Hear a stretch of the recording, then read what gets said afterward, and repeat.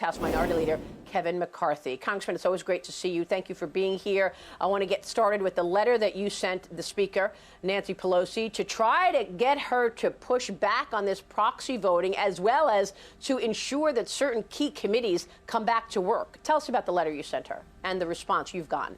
Well, I sent the letter to her last week. She wanted to change 200 years of history. So constituents lend their voice to their congresswoman or congressman for 2 years and want to hold them accountable. What Nancy Pelosi wanted to do as Congress was to be able to hold 200 proxies, 200 different votes for members of Congress to make her more powerful and control the floor. Fortunately, after my letter and our discussion with her, she has pulled back on that. But Congress is essential. We have worked through the Civil War, World War II, and others.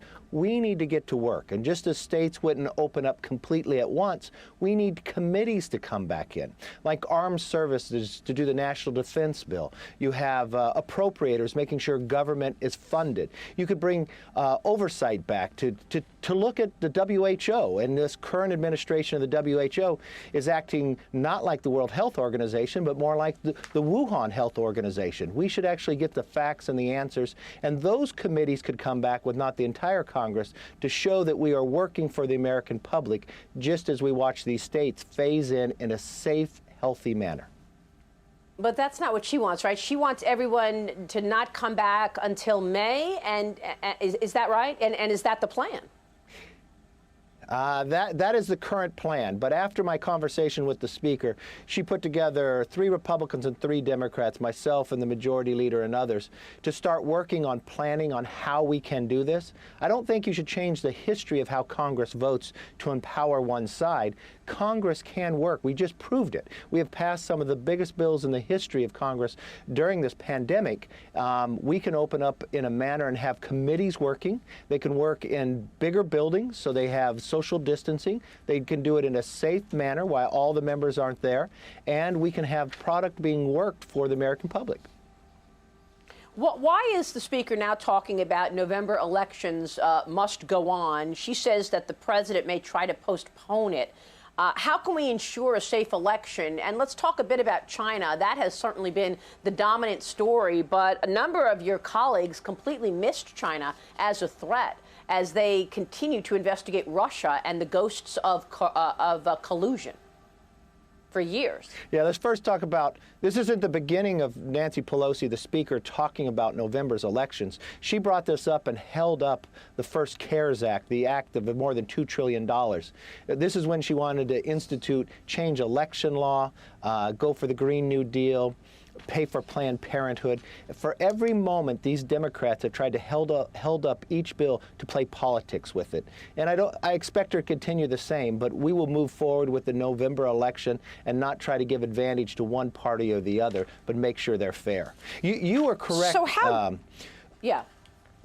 Maria, you were one of the first that was showing what China was doing. I remember people on Twitter criticizing you because you were one of the first ones coming out there concerned about the laboratories in Wuhan, concerned about was China being honest with the American public. Now we see a own study by Southampton that had China been honest with the world, 95% of this never would have happened.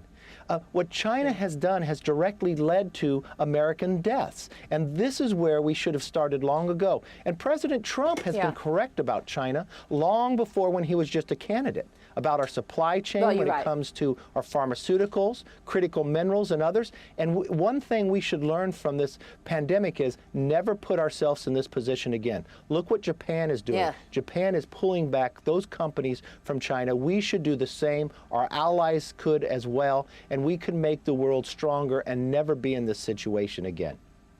Yeah, you make a great point. Thank you for that. The president completely changed the conversation on China. Will there be a 4th stimulus package, Congressman? What are you looking for in terms of putting in another relief bill, even McConnell, your colleague on the Senate, is questioning the debt? Now the debt that this country faces is higher than the actual size of the economy, $22 trillion.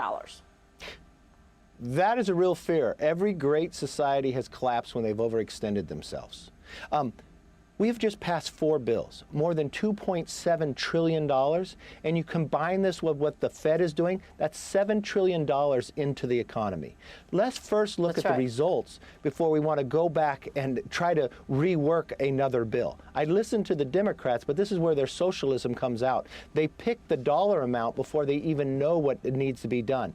Let's get this implemented into society. Let's let the $7 trillion work. Let's look at results before we react to anything else moving forward. Okay, we'll leave it there. Congressman, it's great to see you this morning. Thank you so much, sir. Thank you, Maria.